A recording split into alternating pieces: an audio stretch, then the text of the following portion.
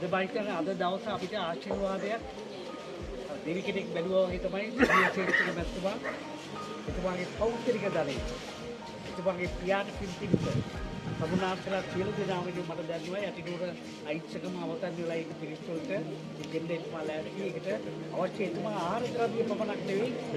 එතුමාලට බටිනා ඇඳුම් ඉරලා විතරද බෙදාගෙන කරනවා තාල බස්න ද්‍රව්‍ය. ඉබනම් එතුමාට අපි යටිනුවර ජනතාව එන්නකොන්න ජනතාව වෙන්නේ අපේ අවංක ආදර ස්තුතිය.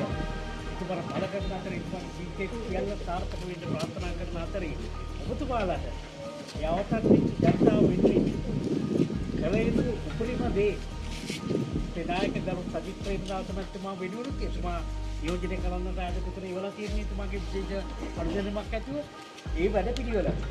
තුල ඔබතුමාලාගේ ජීවිත අනාගතයේ වාස්තවයේ නැවත යථාර්ථයේ අදාගෙන ජන ජීවිතය නැවත ගොඩනගලා